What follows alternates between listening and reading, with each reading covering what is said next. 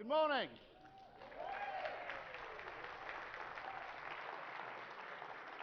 How are you all doing? Good. I'll just try that again, as is customary at these things. How are you all doing? That is slightly better. Well, thank you. Welcome to a fantastic AstriCon. It can truly be said that this is, obviously, the most important, the most eventful, the brightest Asterisk event in Orlando around this time of year.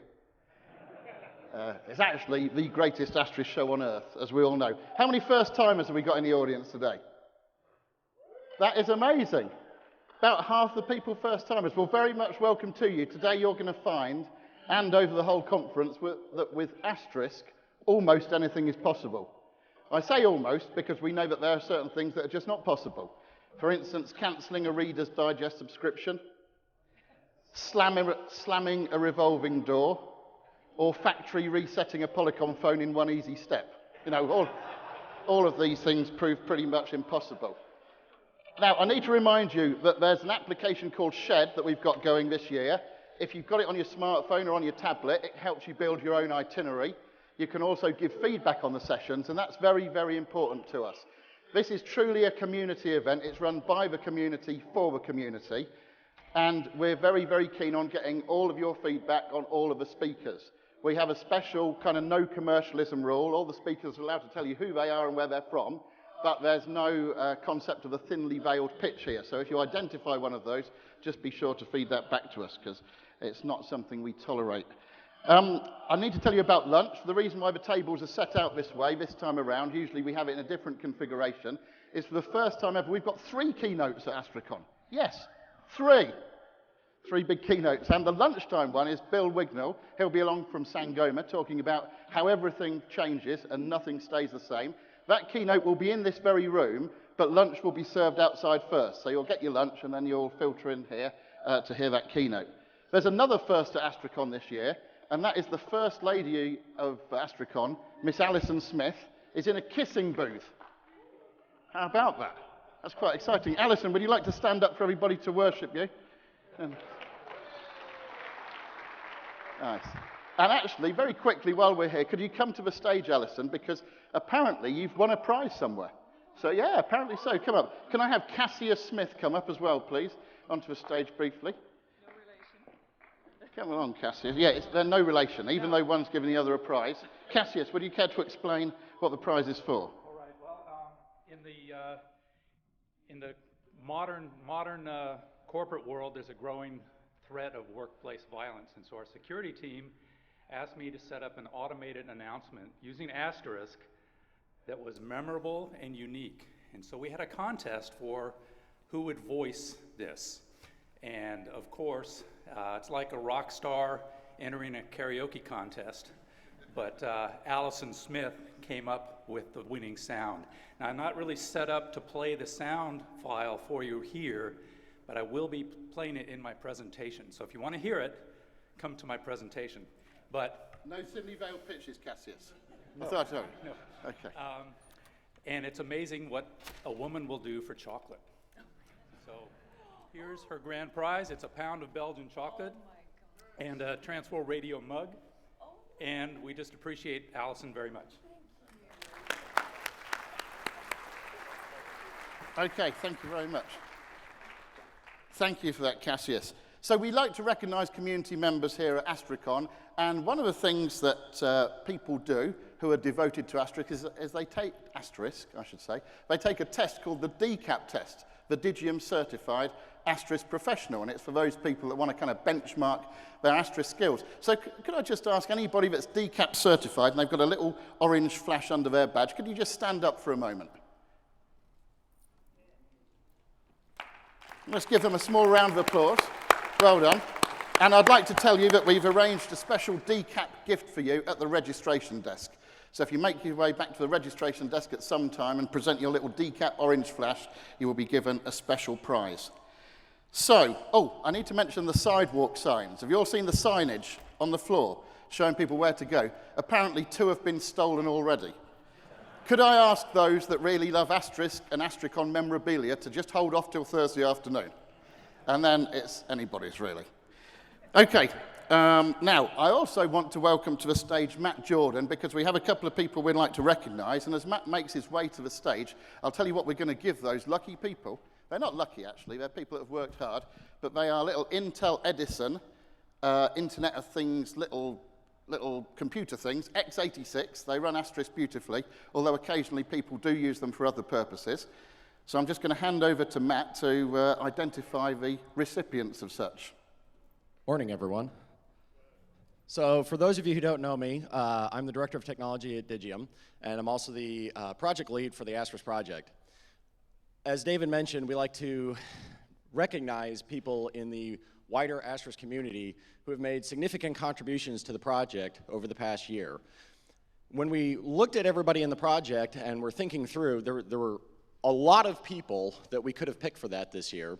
But this year, we really wanted to pick people who contribute in a fashion that maybe a lot of people don't normally think of when they just think of Asterisk contributors. Normally when you say Asterisk contributors, people think of developers, people who contribute patches.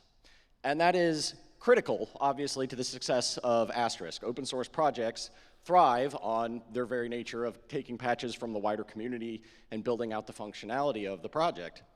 At the same time, contributions can take another form, which is really just participation.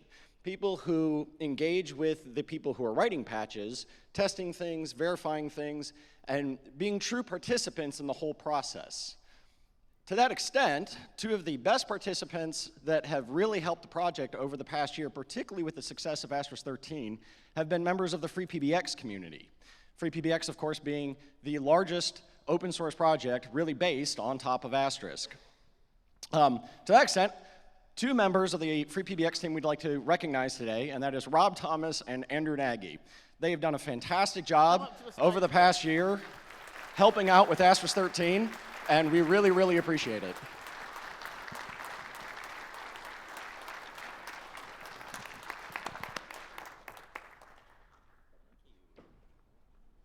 There's a little... I'll shake your hand too. Well done, that man. Well done. Well done, Rob. Thanks, Doug. And there's a little photo opportunity just there on the corner. Talking of photo opportunities, could I ask the photographer, could you come up, please, and get my traditional selfie when you're ready? Thank you. That's an important part of AstriCon, isn't it? Oh, the real photo. Not just James.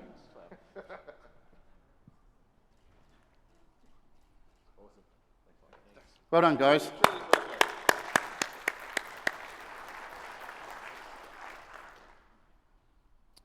Great, okay. By the way, I didn't introduce myself. I'm sorry about that. My name's David Duffett, and you may have received the occasional email from me about AstriCon in the lead up to the event, for which well, I don't know whether I should apologise, because you're all here. It's a good thing. We'll just do this photo quickly, and then we'll get straight on with the keynote. Oh, sorry, the introduction to the keynote. So it's just a case of standing there and taking a photo of all the smiling people. Yeah, rather like that. Great, thank you very much, sir. Much appreciated. Okay, so without further ado, it gives me great pleasure to introduce the man of whom it can literally be said, without him, none of us at all would be here.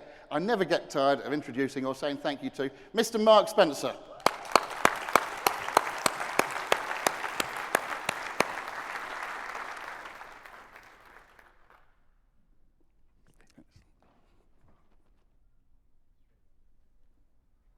Good morning, everybody. Well, this is a really crowded room here. In fact, it turns out we've got 10% higher attendance this year than last year, so that's really cool to see. How many of you guys are like this venue? If you do, clap your hands.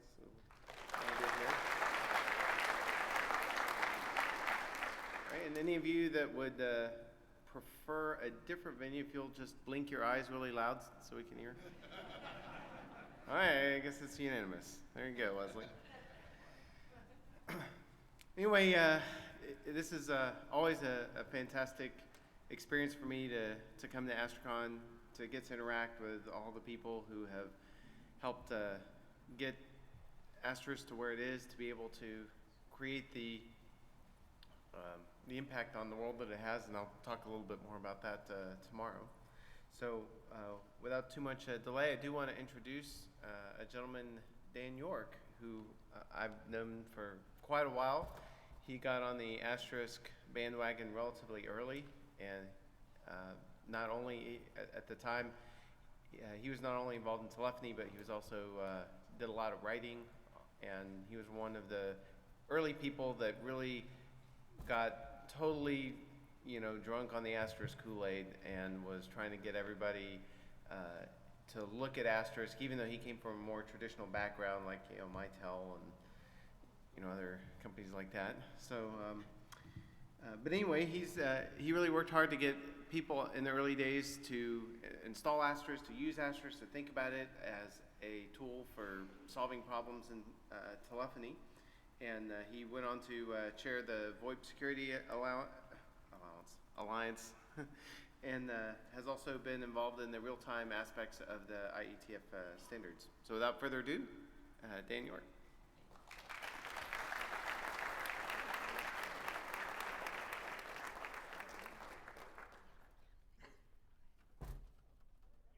Has been blocked from this number.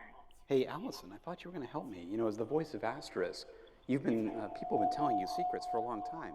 What do they want to hear at this keynote? Usually what people want to hear is, congratulations, you have successfully installed the Asterisk open source PBX. Thank you, Allison. I'm sorry I didn't get you chocolate.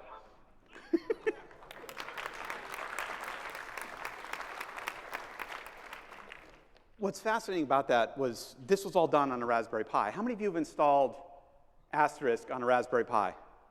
Look at that numbers. I want one of those little Intel thingies, though, that the Edisons. No, I don't? Okay, well, no, I have to say, I watched Tim Panton have one yesterday, and I got immediate Internet of Things envy. But if you think about this, Mark was right. I did spend a period of time working for Mitel Networks in their product management. And I could say to you, where in the, if you could bring up the slides, please.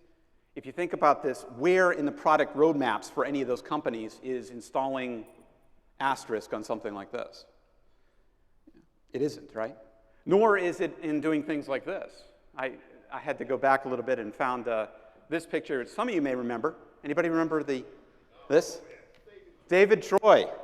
David Troy did this. It was great, actually. It was fun. It was Asterisk on a Roomba, and it did. It was really one of the great things. You could go and you could say, press 1 to start sucking, press 2 to stop sucking. When do you get to do those things, right? I mean, this is crazy. But think about that. What's the craziest place any of you have installed Asterisk? James, you must have something. No, anybody else? Where have you put Asterisk that was strange, unusual, different? Any takers? Why is this thing advancing, jumping around here? Well, the thing is that this is the beauty of Asterisk, right? Is that we have this power to play, to create, to do things in different ways. When I was asked to talk about what's the disruption caused by open source telephony in some way, this is it. It's the ability to go and do this and put this onto, a device like this to replace the power of what could be tens of thousands of dollars in some cases with something that costs 50 or 70 or something like that. Now, granted, it's not all the full thing, but it gives you a lot of the power of that. Now, it's not Asterisk alone, of course. The open source telephony space in some way is, is jumping all around today. We're going to stop that and use this. It's an ecosystem, right? There's a whole range of products and projects that are part of this space. It's also one of the powerful things about open source telephony has been the growth of open standards. There's a place called openstand.org that talks a lot about the open standards that are there in the various different groups. How many of you have been to an IETF meeting? A number of folks here have been on IETF mailing lists. The IETF, the Internet Engineering Task Force, is the entity that's behind so many of the standards that are used in systems like Asterisk. Asterisk has done a great amount to go and help promote the use of the session initiation protocol, SIP, that all of you have worked with in some way. SIP phones, the SIP protocol has been truly, helped amplified, gotten out there by the fact that Asterisk was there. Asterisk has done, and open source telephony have done things to make the complexity of the telephony system and simplify that down to really something that is so easy to use here. It's enabled this range of development, really this growth of innovation in some way. Now, the question, of course, is if we go back and think about this, when Mark first started up, yes, Mark, old photos come back to haunt you. When he first put Asterisk online, did he have to ask anybody? What did you say, James? Did he have to ask you? What? He just did it. Yeah. He didn't have to ask the telecom provider to say, I want to put my PBX on your, network. He didn't have to ask the government to say, I want to put this thing on the internet. He didn't have to ask anybody to go and do that. There's an amazing power in that comes about from there. I want to talk about another company that's here in Orlando, or was founded in Orlando. And it's a company that started out with writing a whiteboard. They were talking about different problems they were trying to solve. And they wrote down this. This is actually a screenshot from their founding back in the early part of things. They said, computer telephony sucks. We have to fix it in some way. That company that went on to create that was a company called Voxeo, which then created Voxeo Labs, which created Tropo, which is one of the sponsors that we have here. And I don't know if Johnny Diggs is in the crowd, but if you see him with his green mohawk, he's one of the ones who was here when this creation. Again, a telephony product, a whole new service, created because there was no need to ask permission. Just went and did it in some way, shape, or form. We call it permissionless innovation, this idea that you can go and just create something without having to ask permission in some way. Now, if we think about that, I like to talk about the Internet of Opportunity, which is what we have here today, this ability to go and create that. But the question, of course, is, if we've been able to do this, all right, we're having pointer problems here today. If we're able to do this, who loses? And you saw my slide, right? Okay. The Economist wrote this back in 2005, how the internet killed the phone business. All right, 2005. And that's actually quite true. If you look at the ITU put out the State of Broadband 2015 earlier this year, and they looked at the average change in revenue as of 2013. And you could see over here the incumbents and the mobiles. That thing, the first column that says altnets, is all of the IP-based communications, all of the stuff that you all do here and everything else. The reality of what we're looking at today, when we look at the global internet space and the policy space, the challenges that we have, comes down to this picture in so many ways. Because in reality, the incumbent telcos and the entities around them, they want their revenue back. They want to be part of that picture. They want to be part of that upswing. They want to be part of that. They do not want to simply be big, fat, dumb pipes that translate data. This is not their vision of how things should be. And in reality, many of those entities are part of their governments. Not necessarily here, but in many other parts of the world, or they were part of this. This is part of the thing. And this goes with the second big issue we're seeing around the world right now, which is that the governments would like to have their control back. So much of the battles that we're seeing in the internet space right now for internet governance or internet policy come down to these two factors: revenue and control. And that's what we're looking at, and this has a real impact on the future of where your businesses are. There's a fascinating juxtaposition of what has happened right now. Yesterday, while we were all here, and I was in one of the rooms here watching these lines of code go up on the screen as we were looking at all the debates, do you know what other telecom events were happening in the world? Anybody know name of any other telecom conferences here? There were two.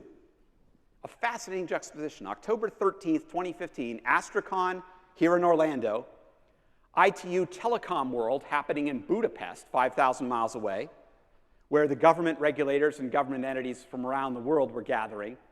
And in Brussels, it was the European telephone network operators, ETNO, the legacy incumbents, the telecom operators over there, were gathering there. 3 different events representing 3 very different views on the future of telephony. We have a choice of what we want the future of the internet to look like and the future of telecom for all of us. And I want to talk about that choice today and a bit about why it's important for everyone in this room to be involved in that process. Before I get there, though, I want to talk a little bit about the future and a bit about what we're seeing and the trends that come into affect this beyond revenue and control. A big one is this. There's only 3 billion people online right now. Only 3 billion, that's it, out of the 7+ billion that are there.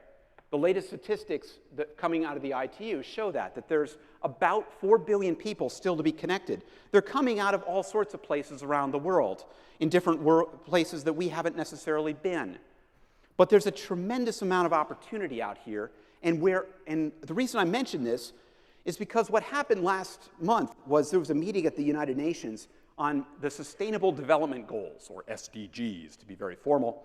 And these are goals that set the agendas for the United Nations and for all the countries of the world as far as what should the future be. Now, some of these are big goals, like alleviating world hunger.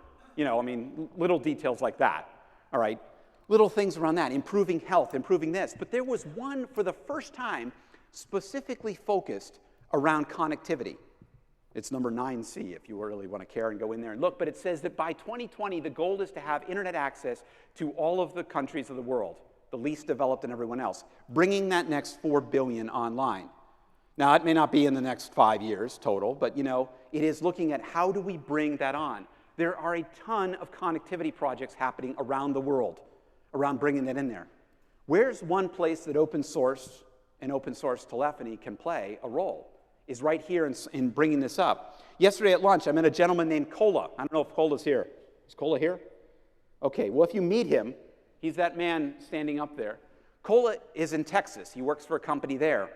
But he is also from Nigeria.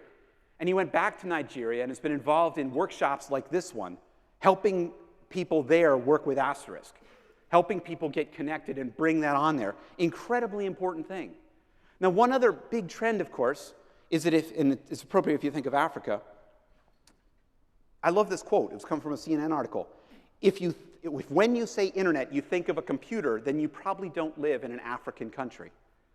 Africa and many other parts of the world are completely bypassing the whole PC, laptop, everything else. They're going directly to the mobile device. The mobile is the internet. The mobile is the space that's there. So when you look at these workshops today, when you look at this kind of thing, we see mobile here in North America, right? But in the next part of things, when we look at the next 4 billion people, they're coming on primarily in the mobile space. We did a report, the Internet Society did a report earlier this year talking about the growth of mobile and finding that 94% of the world right now can get a mobile telephone signal. 50% can get mobile internet in some way, shape, or form. This is where the growth is happening. It's in mobile, and we're seeing that with kids too, right? How many of you have kids young kids who are using mobile devices, right? And they just take to them and start working with it, all right? And they just go with that. That's the space we're seeing in that. But there's also been another shift. I'm probably asking the wrong crowd, given the people here.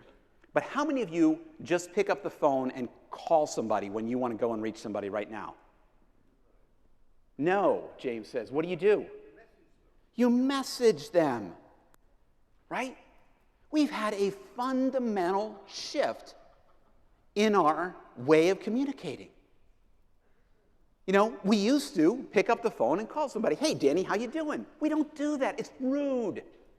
Our cultural conventions have changed. Okay? And besides which, if I just call them, darn it, I'm going to get the voicemail. Sorry, Allison. And I'm going to have to do that again. All right?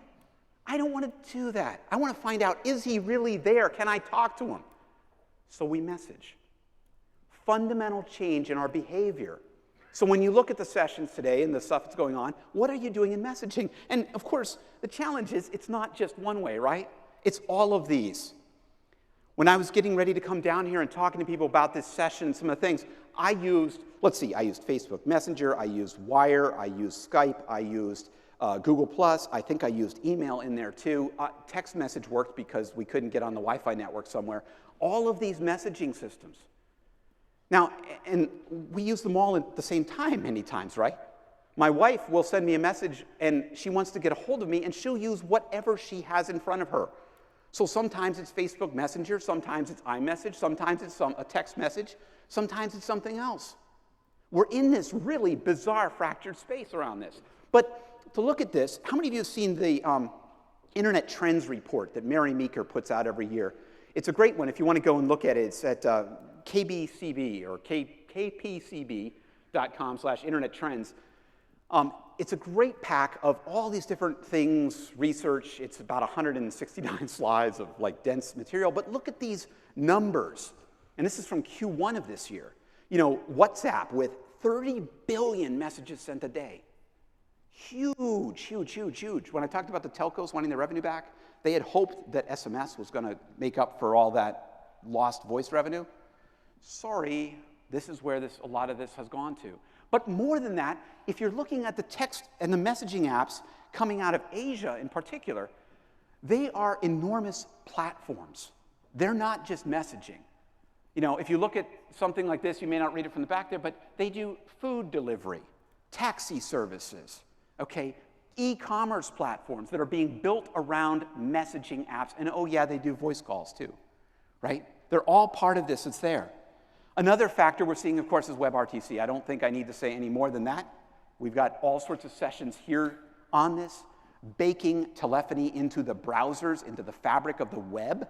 That internet service is an amazing fact that's transforming so much of what we do. And I have to do this slide, of course, because if I didn't, people wouldn't invite me back. IPv6 is happening. We've been talking about this for years.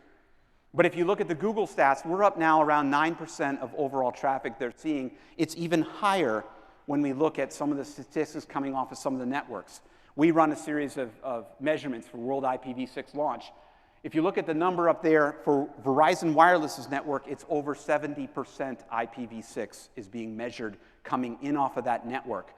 I've used Verizon Wireless. When I connect to Facebook, when I connect to all of Google's properties, to Netflix, I'm doing all of that over IPv6. So you may have heard me, you may have heard Oli, you may have heard other people talk about IPv6 for a long time, but the reality is it's real. How many of you know that the American Registry of Internet Numbers, or ARIN, ran out of IPv4 addresses 2 weeks ago? All right, a number of folks. That's the reality. But IPv4 exhaustion is kind of like a river drying up. The source of it stops, but then it'll take a while for all that water to get out of the river. But the reality is, if you're not paying attention to IPv6, it's time to do so, because it's happening. It's there. Internet of Things. It's all around us. It's all in. I went around the booths last night. How many of those had little devices there in some way, shape, or form? It's in our systems. It's in our cars. It's in our refrigerators. It's in all sorts of things. The timing of things is such that actually tomorrow, my organization, the Internet Society, will be putting out an overview of the Internet of Things, a document that we've put to look at the challenges around this, to bring into one place some of the architectural issues. A lot of the IoT devices are coming into closed, proprietary, locked-in architectures. There's also a whole host of security issues, right? How many people heard of the DDoS attacks that were being executed by refrigerators? This is real. There was smart refrigerators they were being compromised, and they were being used for bots to go and do DDoS attacks on websites. Okay, hey, you know, this stuff is not fiction. It's crazy in some ways, which comes back to an issue of trust.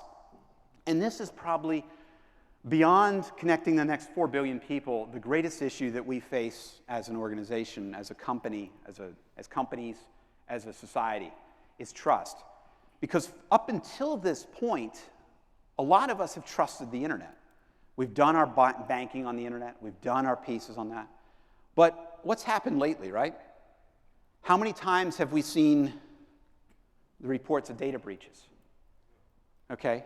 The Office of Personnel Management with 21 million different things, including fingerprint data. All right?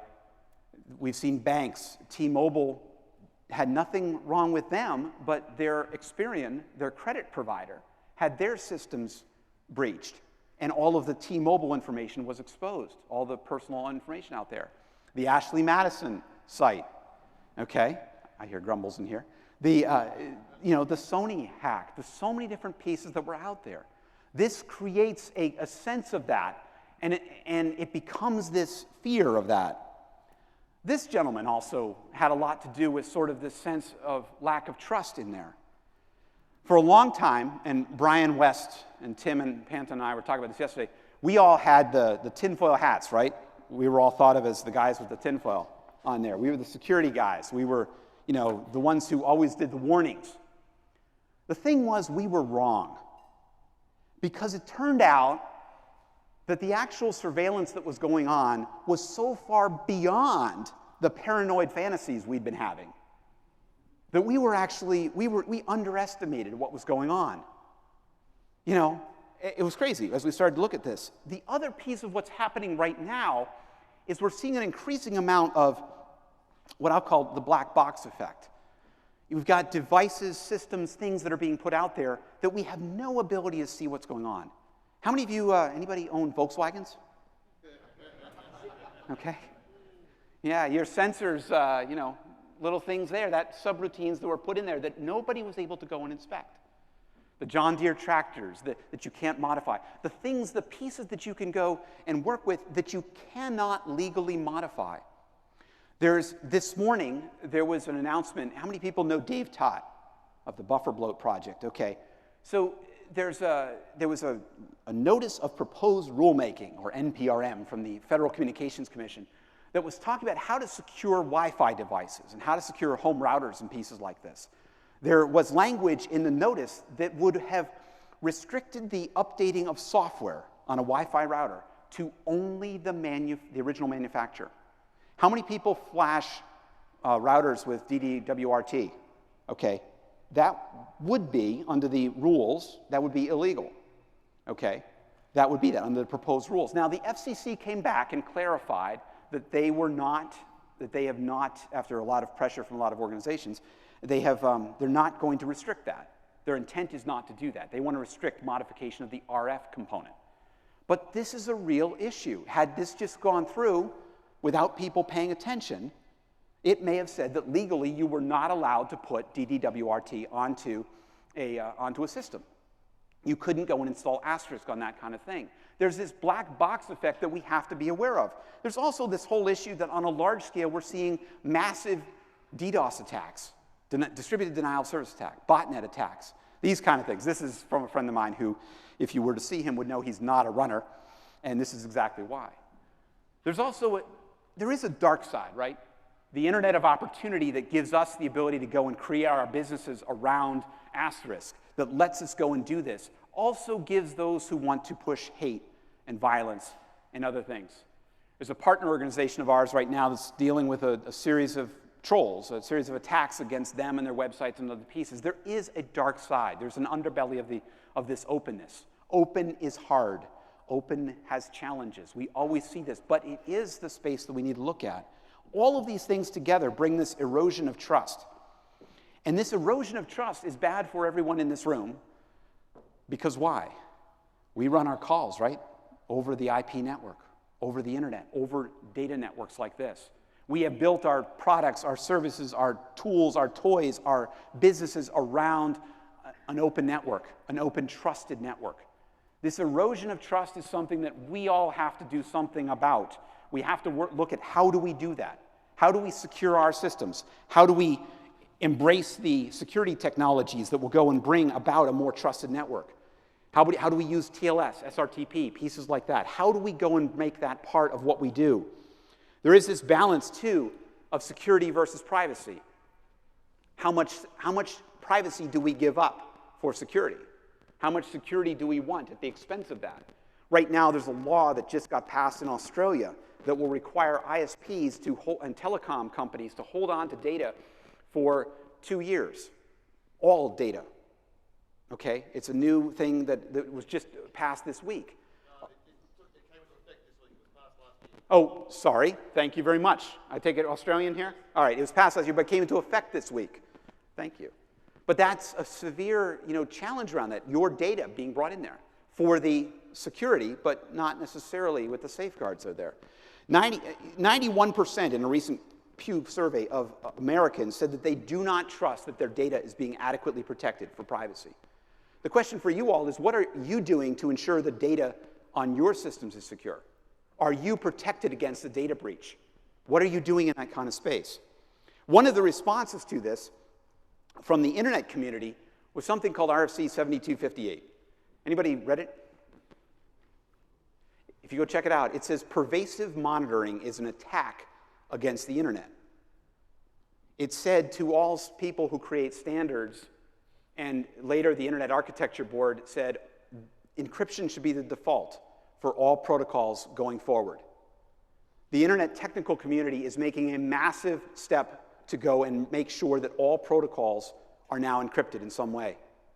It's happening. You're already seeing it with Google, with Facebook, with some of the large sites, with some of the email providers, Yahoo, some of the others who are out there. You're seeing it now with the latest versions of TLS, with the latest versions of this. It's happening. The move is to counter pervasive surveillance with pervasive encryption. And that's what's happening right now across the internet technical community and the pieces that are here. Of course, governments would like to have the keys. And this is one of those ongoing discussions around how does this work in what way, shape, or form. So all of these pressures are coming in on the internet, on all the pieces that are here, and on telecommunications in general. So how do we make these choices? In a longer presentation, I talked about decentralized versus centralized and accessible versus this. I'm not going to do that here. I also talked about some of the, what we call the internet invariants, characteristics that make the internet what it is today, distributed, decentralized, end-to-end, intelligence at the edge. These are words we use, but they are important characteristics of what has allowed Asterisk and open source telephony and other pieces to survive. If we come back to it, it's really about gates and walled gardens. How many people here remember these? Who had accounts on these, right? Okay. CompuServe, AOL, all of those, the AOL CDs, right? Okay. I was at an event in Manchester, New Hampshire a little earlier, and Steve Case was there speaking, and he pointed out that the service that began, it was actually called Q-Link, that became AOL, started 30 years ago. 30 years ago some of this happened. But what were the characteristics of these things, right? They had a directory, okay? And if I wanted to talk to James, I had to be on the same service as him. If he was on CompuServe and I was on AOL, we couldn't talk. All right? If I wanted to talk to Allison and she was on, some other thing out there, Genie or whatever else, I couldn't talk to her if I was on one of those. There was a directory of people that was there. They also provided a lens through which you saw the world. The content that you got in CompuServe might have been different than the content that you got in AOL, and the pieces that were there. They were separate walled gardens of information. We went from that to a space that was wide open. Email provided messaging between these walled gardens. This idea around that. We all here provided the telecom equivalent of that. We were able to make SIP connections and calls and be able to do these kind of things around this. But here's the question today. Where have we gone? We've kind of gone back into many of those walled gardens. We're back into that space where we do this. How many of you have seen the ClueTrain manifesto? ClueTrain.net, if you want a bit of history, goes back to 1999. Well, last year, 2 of the original authors came out with something called the New Clues, their new version. And I love this quote. If Facebook is your experience on the net, then you've strapped on goggles from a company with a fiduciary responsibility to keep you from ever taking the goggles off. Substitute any other name in there in place of Facebook. Twitter, Google, Apple. Pick your company. It's about walled gardens. It's about eyeballs. It's about keeping people in there. The game that we play right now is this. It's who gets to control what's there, who gets to keep people behind the walls. If Mark were to create his Asterisk today and to go out there, right now he still can do that, but one of the visions of the future might be that he might have to go around and ask permission.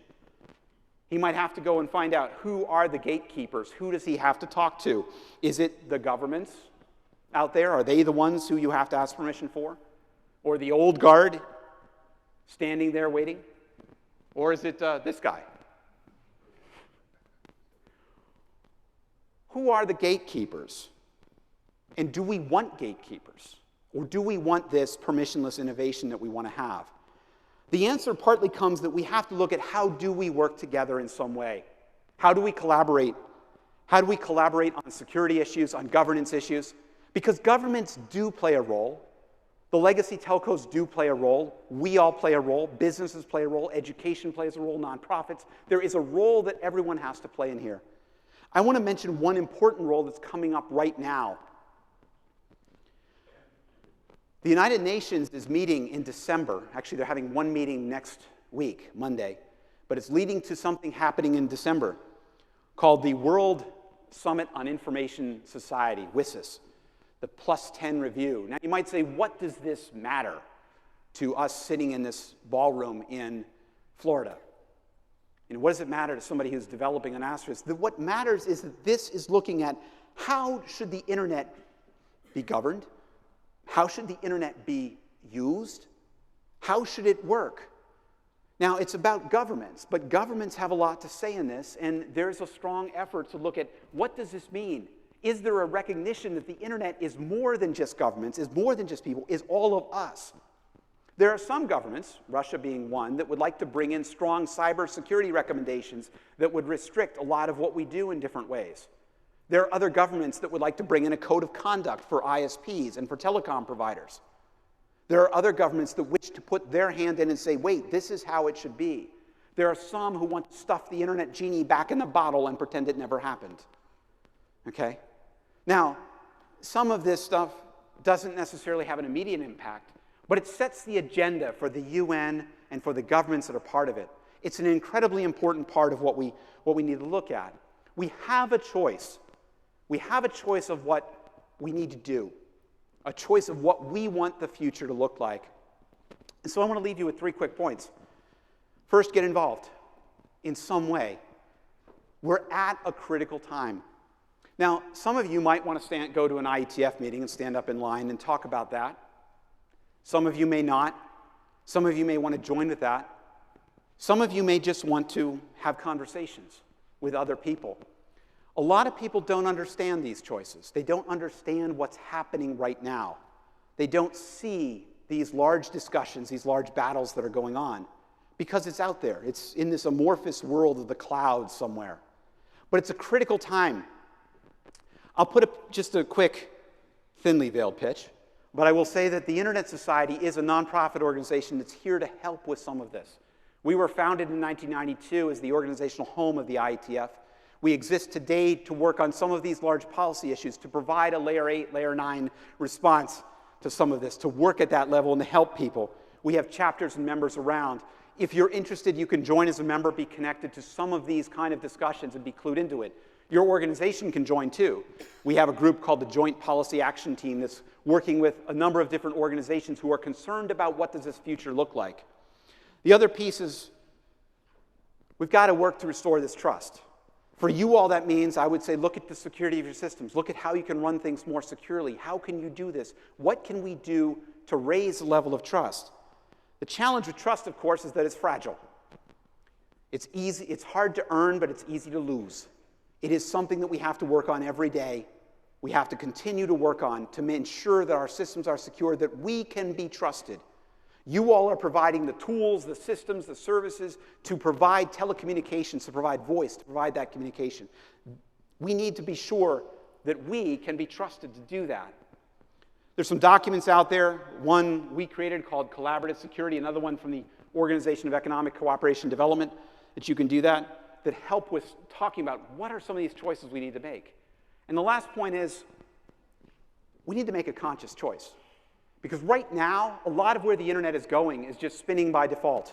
We're all using Facebook. We're all doing that. We're inside that beautifully shiny, pretty walled garden, and we're doing our things. But we're not necessarily thinking about what are the choices. When you look at the vendors who are out here, when you go to these sessions, ask yourselves these questions. What are the characteristics of the internet that got you to where you are today? What got you to be sitting in these seats, running the businesses you do, developing the tools you do? What are those characteristics? How can those characteristics be preserved? The choices are not easy because they're not always clear. This is a real road. And yes, it does go both directions. Okay, but the choices are not clear. But there's one thing for certain. In the words of Rush, if you choose not to decide, you still have made a choice. Other people are out there trying to make those choices and working with that. There's a whole lot of revenue right in this space. A whole lot of revenue. But for me, I don't believe that hope is dead. I do think that we can do this, and we can make an internet that works for all of us to create these kind of services and businesses and to develop this kind of space, or to do other things with the internet whatever that may be. But it takes all of us sitting in this room and in so many other rooms like this around the world to go and make this happen. So I ask you to make a choice, to think about that, but also to remember that open source is about having fun. And we are here to encourage the play, to create the environments, to create the tinkering, to do the kinds of things around that. And in the end, the choices that we make will be inherited by those who come next. So thank you very much. I'll open it to questions. And I think we have some mics out there if we want to. Yeah, one of the mics is actually up on the podium there. Oh, okay. Down. Let me just take that over. I'll carry that away. We've just got time for about 1 or 2 questions at the moment. Go ahead, Rob. I'm actually beating a drum here. You're with the ISOC. We have a big bunch of phones at our FreePBX booth, which you may see there. None of them support IPv6, not one. Can you please, as phone manufacturers, support IPv6? It shouldn't be, we shouldn't have to be fighting for this right now. I'm sorry, that was just me beating a drum. Oh, I never mind that. Sorry. Okay, one more question. How long are you here for, Dan? I'm here all week. I'd be glad to talk to folks, and I'd be glad to say whatever. You can approach Dan privately for a little private chat, but any other questions while we're here? Non-drumming. Well, thank you for all you do here, because Asterisk has been a tremendous asset for the community, to keeping the internet open, to keeping it all here. You've done that. Thank you. I just have a couple more notices. Let's say thank you to Dan York.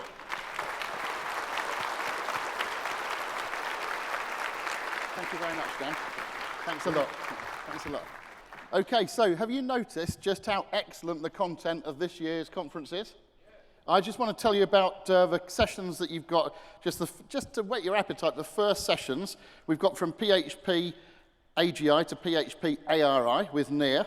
We've got easy Asterisk troubleshooting with David. Free PBX World is here, big shout out.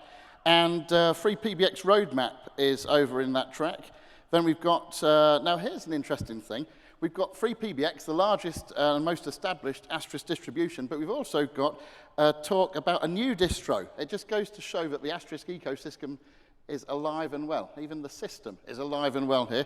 And then we've also got, if you're interested in getting VoIP solutions into the US government, we have a specialist talking about that as well. So lots and lots of things to do. So I hope you have a great conference, and we'll be back here at lunchtime.